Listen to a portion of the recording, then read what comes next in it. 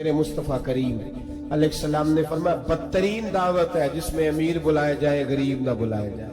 وہ بدترین دعوت حضرت ابراہیم کا طریقہ رہا ساری زندگی مہمان نوازی. ایک وقت ایسا آیا کہ اللہ تعالیٰ نے حضرت ابراہیم کو بہت زیادہ مال عطا فرمایا. اتنے اونٹ گنے نہیں جاتے, گائیں اتنی زیادہ کہ شمار نہیں ہوتے, بکرے بکریاں اتنی زیادہ کہ شمار, بہت زیادہ مال اللہ نے عطا فرمایا. اور ابھی کچھ عرصہ پہلے آپ پیچھے جائیں نا تو جو لفظ مال تھا وہ روپے پہ تو بولا ہی نہیں جاتا, وہ جانوروں پہ بولا جاتا. بہت زیادہ مال اللہ نے دیا, بکریاں, گائیں, اونٹ, بیل, بڑا کچھ. رب کریم نے فرشتوں سے فرمایا کہ وَاتَّخَذَ اللَّهُ إِبْرَاهِيمَ خَلِيلًا, ابراہیم میرا دوست ہے. تو فرشتے کہنے لگے یا اللہ جسے اتنا کچھ دیا جائے اس نے دوست تو بننا ہی ہوتا ہے, تو نوازا ہی پڑا ہے, اتنا مال, اتنے کھیت کھلیان, اتنا کچھ. اللہ کریم نے فرمایا جاؤ آزمائش کر لو, امتحان لے لو. فرشتہ امتحان لینے پہنچ گیا.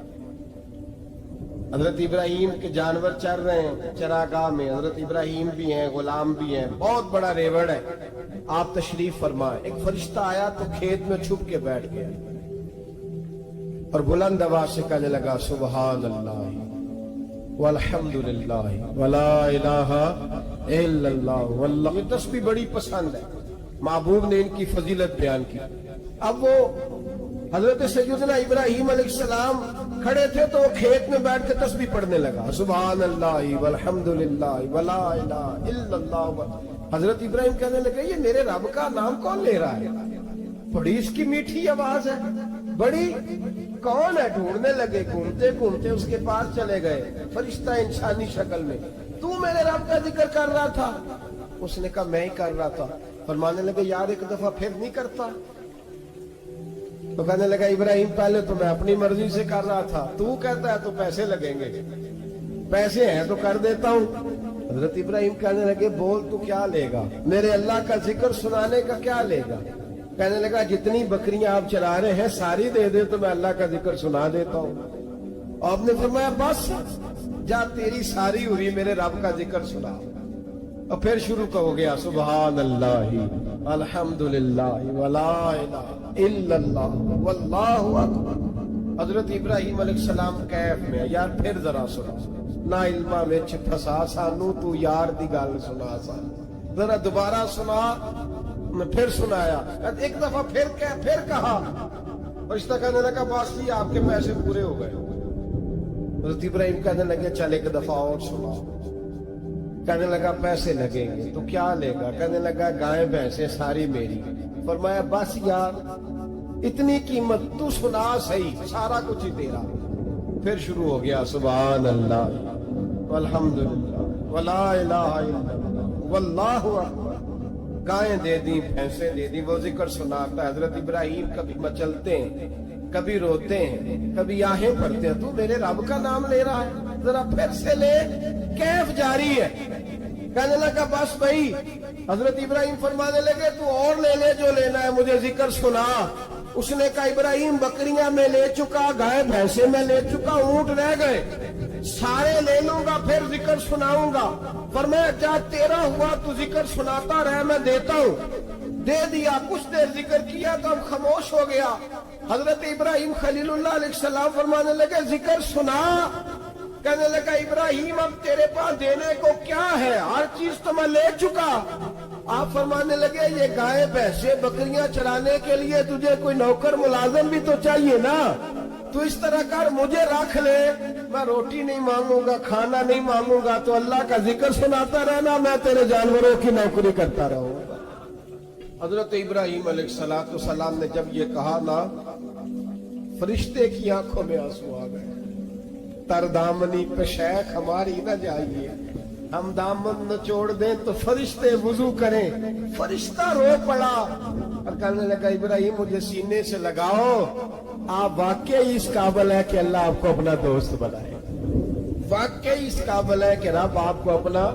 حضرت ابراہیم علیہ السلام کا خدا سے محبت کرنے کا نرالا انداز. اور میرے بھائی یہی محبت انہیں میرے مصطفیٰ سے بھی تھی. ایک نبی گھر بنا رہا ہے، دوسرا بنوا رہا ہے. حضرت اسماعیل علیہ السلام پتھر اٹھا کے لا رہے ہیں، جناب ابراہیم بنا رہے ہیں. جب خانہ کعبہ بن گیا تو کہنے لگے ربنا وابعث فیہم رسولا، اے اللہ اب اسے بسانے کے لیے اپنا آخری رسول بھی عطا فرما.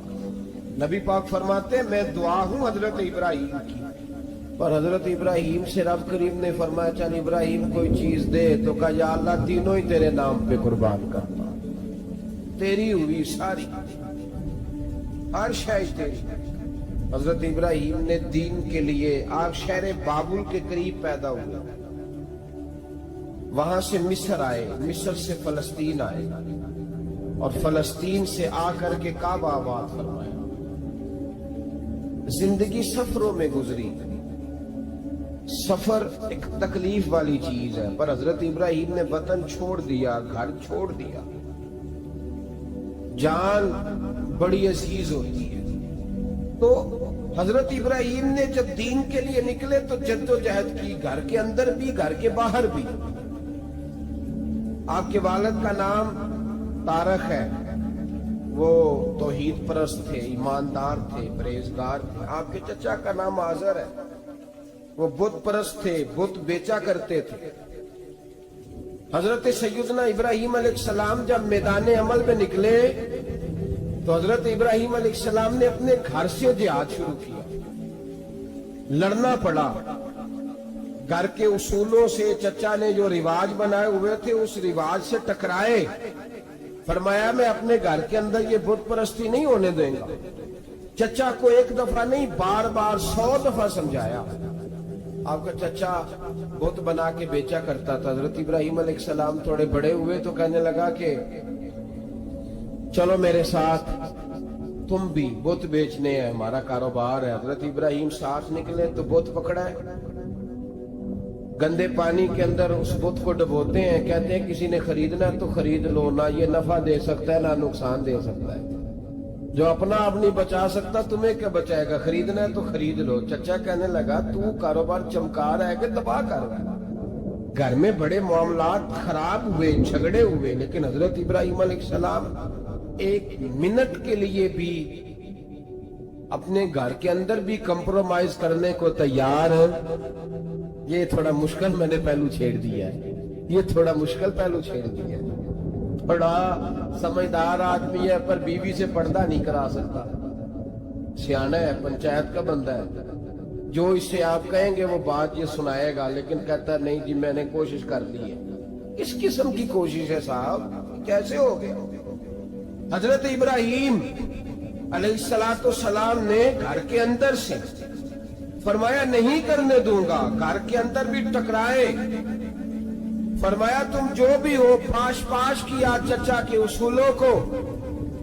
اور باہر جب نکلے تو صرف علاقے کے چیئرمین سے نہیں ٹکرائے، ایم پی ایم این اے وزیر مشیر سے نہیں ٹکرائے. سپر پاور نمرود دنیا کا واحد حکمران تھا اس وقت، دوسرا کوئی حکمران ہی نہیں تھا. اکیلے حکمران سے جا کر ٹکرائے. کوئی ساتھ فوج نہیں تھی، کوئی ساتھ ان کے طاقت بظاہر دنیا داری کی کوئی نہیں تھی، پر حضرت ابراہیم جا کے ٹکرائے. اور میرے رسول پاک صلی اللہ علیہ وسلم نے سند بیان کی، فرمایا افضل الجہاد کلمۃ الحق عند سلطان الجابر. فرمایا سب سے افضل جہاد یہ ہے کہ تو ظالم بادشاہ کے سامنے کھڑے ہو کے حق بات بیان کر. یہ سب سے بڑا جہاد ہے، یہ سب سے افضل الجہاد کلمۃ الحق عند سلطان الجابر، سب سے بڑا جہاد. حضرت ابراہیم کھڑے ہو گئے، سپر پاور سے ٹکرائے. یہاں ہم لوگ حکمتوں کا شکار ہیں، دیکھیں گے، کریں گے، سوچیں گے، اور مولوی صاحب کو ویسے کہتے ہیں آپ پرہیز کریں سیاسی باتوں سے. بھئی اللہ کے ہر نبی نے جا کے وقت کے ظالم حکمران کو لتاڑا ہے، للکارا ہے. یہ تو مشن انبیاء ہے. حضرت سیدنا ابراہیم علیہ السلام نے اس کو جا کے کہا کہ تو جھوٹ بولتا ہے، تو جھوٹا ہے، تو خدائی کا دعویٰ کرتا ہے، تو بہت بڑا ظالم ہے. اور قرآن مجید نے اس ساری بات کو بیان فرمایا. حضرت ابراہیم علیہ السلام سے کہنے لگا میں رب ہوں، تو آپ نے فرمایا میرا رب تو وہ ہے جو زندہ کرتا اور مارتا ہے. تو پھر آپ حق بات بیان کریں گے تو اللہ مارے گا کہ بندہ مارے گا؟ کچھ بھی نہیں ہوتا، کیونکہ زندگی موت کس کے ہاتھ میں ہے؟ اللہ کے ہاتھ میں. زندگی موت اللہ، کچھ بھی نہیں ہوتا. انسان صحیح سمت کا تعین کرے اور صحیح چلے. حضرت علی شیر خدا سے کسی نے کہا تھا کہ آپ کے بڑی دشمنی ہے، کوئی محافظ رکھ لے. آپ فرمانے لگے موت خود بہت بڑی محافظ ہے، وقت سے پہلے آتی ہی نہیں. بڑی محافظ ہے وقت سے پہلے. علامہ نورانی رحمت اللہ تعالی علیہ کراچی جیسے شہر میں رہا کرتے تھے، جہاں گام پہ خطرہ تھا. لوگوں نے کہا حضرت اتنے بڑے لیڈر ہو، آپ کی جماعت کی 62 سیٹیں ہوئی قومی اسمبلی میں، ایک ایسا وقت بھی آیا تو کوئی ایک آدمی بندوق والا. آپ فرمانے لگے مجھے ضرورت ہی نہیں، اس لیے کہ جس خدا رسول کے لیے میں نکلا ہوں وہ خود ہی حفاظت کرنے والے ہیں، ضرورت نہیں ان چیزوں. تو بھائی حضرت ابراہیم ٹکرائے اور آپ کا انداز کیا ہے؟ جا کے کہا کہ تو نہیں، خدا وہ ہے جو زندہ کرتا. اور اس نے ایک بیوقوفوں جیسی دلیل دی. ایک آدمی کو کل پھانسی دینی تھی تو اس کو بلایا، کہنے لگا تجھے کب پھانسی ہے؟ اس نے کہا کل. کہنے لگا جا تجھے آزاد کیا، زندگی دی، اس کو چھٹی دے دی. ایک عام آدمی بیچارہ بیٹھا تھا، اس کو پکڑ کے نا کہنے لگا اس کی گردن اڑا دو. کہنے لگا دیکھ لو میں بھی زندہ کرتا اور مارتا ہوں، وہ جو کل مرنے والا تھا میں نے زندہ کر دیا ہے، اور جس کو پتہ ہی نہیں تھا کہ میں نے مرنا ہے اسے پکڑ کے میں نے مار دیا ہے. یہ بیوقوفوں جیسی دلیل ہے. حضرت سیدنا ابراہیم علیہ السلام چاہتے تو اسی وقت دلیل توڑ دیتے کہ تو کیا بیوقوفوں جیسی بات کر رہا ہے. اگر تو زندگی دیتا ہے تو مرے ہوئے میں جان ڈال کے دے جس کو تو نے مارا ہے. لیکن حضرت ابراہیم نے دیکھا کہ بیوقوف ہے. بیوقوفوں سے بحث نہیں ہوتی، دلیل بدل لی جاتی ہے، ان کی عقل کے مطابق بات کی جاتی ہے. حضرت ابراہیم فرمانے لگے میرا رب وہ ہے جو سورج مشرق سے نکالتا ہے اور مغرب میں غروب کرتا ہے. تو اگر رب ہے تو تو مغرب سے نکال کے مشرق میں غروب کر. فبہت الذی کفر، کافر لاجواب ہو گیا. اس کے پاس اس چیز کا کوئی جواب نہیں تھا. علامہ اسماعیل حقی نے ایک خوبصورت فقرہ لکھا ہے، خوبصورت جان ڈال دی ایک جملہ کہہ کے. حضرت سیدنا علامہ اسماعیل حقی رحمت اللہ علیہ فرمانے لگے چونکہ نمرود بیوقوفوں جیسی باتیں کر رہا تھا، اگر وہ یہ کہہ دیتا نا کہ میں سورج کو نکالتا ہوں مشرق سے، میں غروب کرتا ہوں معاذ اللہ مغرب میں نکالتا ہوں، تو آپ اپنے رب سے کہیے کہ وہ مغرب سے نکال کے مشرق میں غروب کرے. علامہ اسماعیل حقی فرماتے ہیں رب کریم کی آواز قدرت تھی. مالک حضرت ابراہیم علیہ السلام کے اس اگر وہ کہہ دیتا اور حضرت ابراہیم دعا کر دیتے تو رب کریم نے فرشتوں کو تیار بٹھایا ہوا تھا. فرمایا اگر یہ کہہ دے میرے خلیل سے کہ سورج مغرب سے نکال کے مشرق میں غروب کرنا ہے تو تیار رہنا، جس طرح خلیل کہیں گے ویسے ہی کر دیں گے. واتخذ اللہ ابراہیم خلیلا، ابراہیم ہمارا دوست جو ہوا، جیسے کہے گا ویسے کر دیں گے. حضرت سیدنا ابراہیم علیہ السلام کی باتوں کا جب جواب نہ دے سکا، دلیل نہیں بندہ دیتا، پھر لڑائی کرتا ہے، پھر جھوٹے موٹے اعتراض کرتا ہے. دلیل ختم ہوتی ہے تو لوگ ذاتیات میں اترتے ہیں، کہتے ہیں یہ کھانستا صحیح نہیں، دیکھتا صحیح نہیں. دلیل ختم، اب ذاتیات میں اترے، کہنے لگے مجھے پتہ چلا ہے کہ یہ فلانی جگہ گیا تھا تو وہاں جا کے اس نے اس طرح کیا. پھر لوگ ذاتیات پہ اترتے ہیں، جب دلیل کا جواب دلیل سے نہیں دے پاتے پھر ذاتیات پر اتر کر حملے کرتے ہیں. حضرت ابراہیم کی دلائل کا جواب نمرود نہ دے سکا تو کہنے لگا کہ اس کو آگ میں ڈال دو. قوم گئی ہوئی تھی ساری، آپ نے بات سنی ہوئی ہے، میں نے صرف اشارہ دینا ہے. میلے پہ تو حضرت سیدنا ابراہیم علیہ السلام نے سارے بت توڑ دیے، کلاڑا بڑے بت کی گردن پہ رکھا. واپس آئے کہنے لگے بت کس نے توڑے ہیں؟ تو فرمایا اس سے پوچھو جس کی گردن پہ کلاڑا ہے. کہنے لگے یہ تو بول ہی نہیں سکتا. تو فرمانے لگے بڑے بیوقوف ہو، جو بولتا ہی نہیں، سنتا ہی نہیں، اپنا آپ نہیں بچا سکتا، اس کی پوجا کرتے ہو. کہنے لگے پکڑو، دلیلیں ختم ہو گئی، اس کو آگ میں ڈالو. बहुत बड़ी हवेली 45 फुट मुरब्बा पे मुश्तमिल एक हवेली बनाई गई और 45 फुट ऊंची।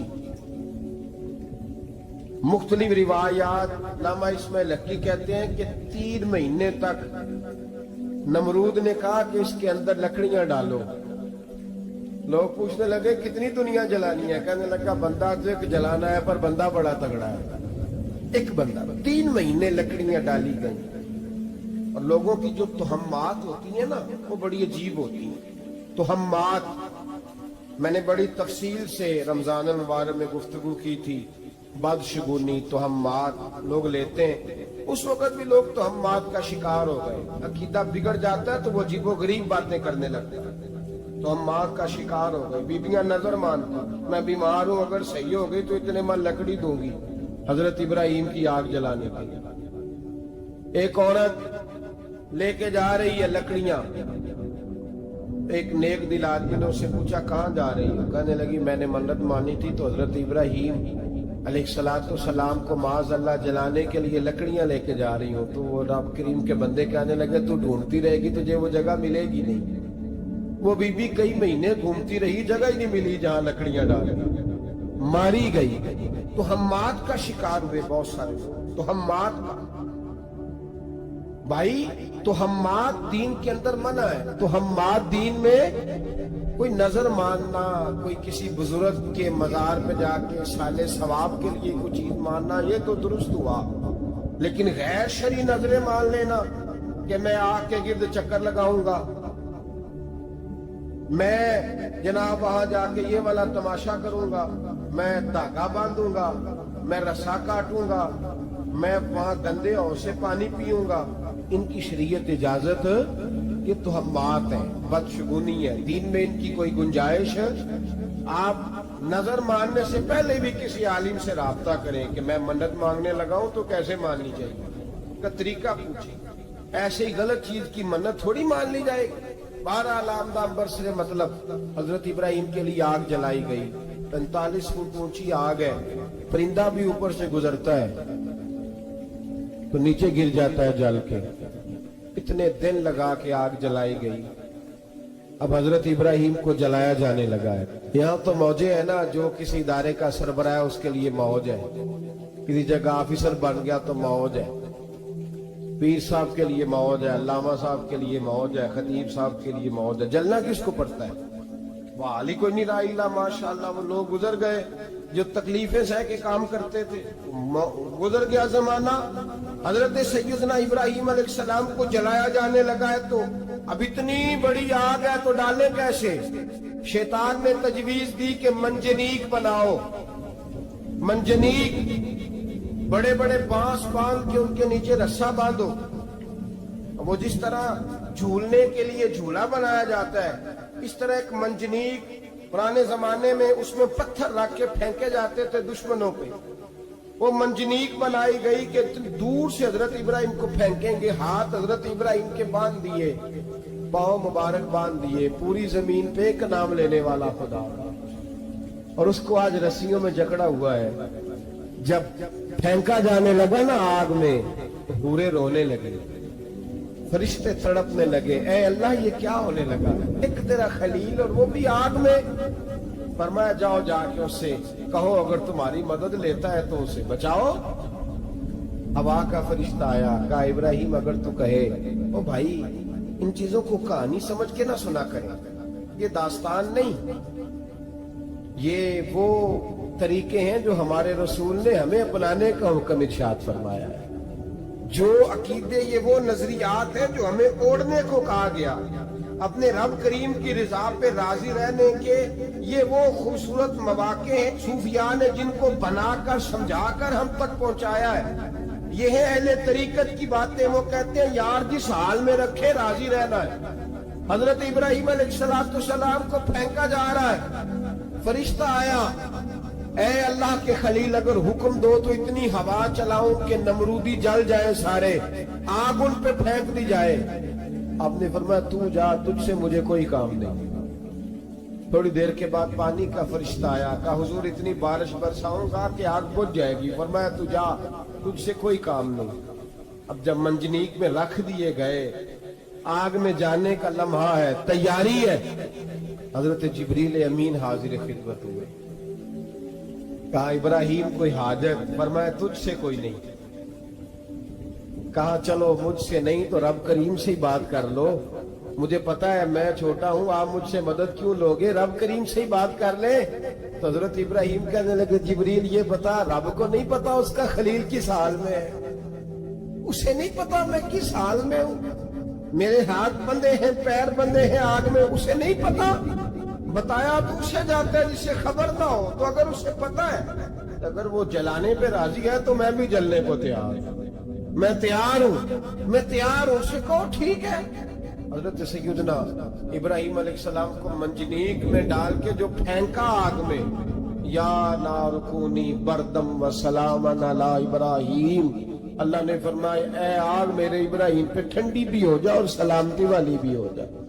हजरत इब्राहिम को दो फरिश्तों ने बिठा दिया जमीन पे, फूल खिले हैं, कौंपले महक रही हैं, कलियां खुशबू दे रही हैं। हजरत इब्राहिम ने सर सजदे में रख दिया, सुबहान अल्लाह वल्हम्दुलिल्लाह वला इलाहा इल्लल्लाह वल्लाहु अकबर। हजरत इब्राहिम अल्लाह की तस्बीह पढ़ने लगे, रब करीम का शुक्र बजा लाने लगे। निकले वहां से, कुछ दिन गुजर गए, निकले, हुक्म हो गया इब्राहिम इलाका छोड़ दो।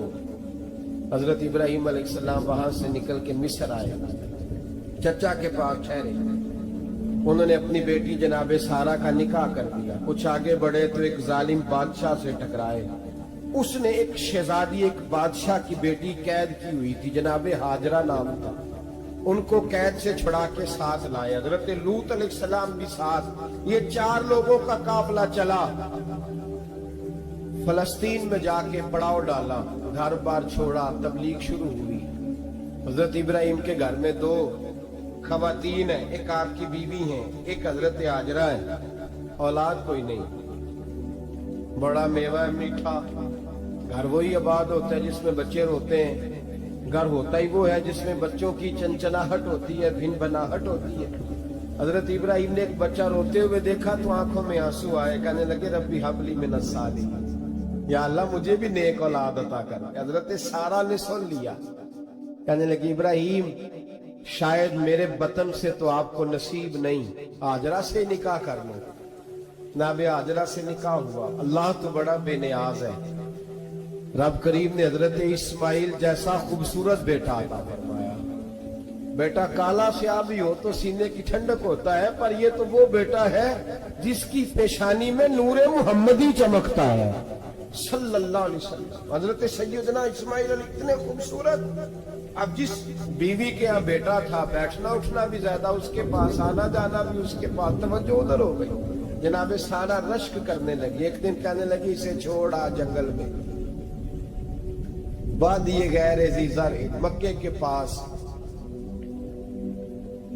भाई एक बेटा आलमे दीन बना लो। कहने लगा रोटी कहां से खाएगा, तेरे 5 बेटे हैं को हाफिज़े कुरान बना, कहते रोटी कहां से खाएगा।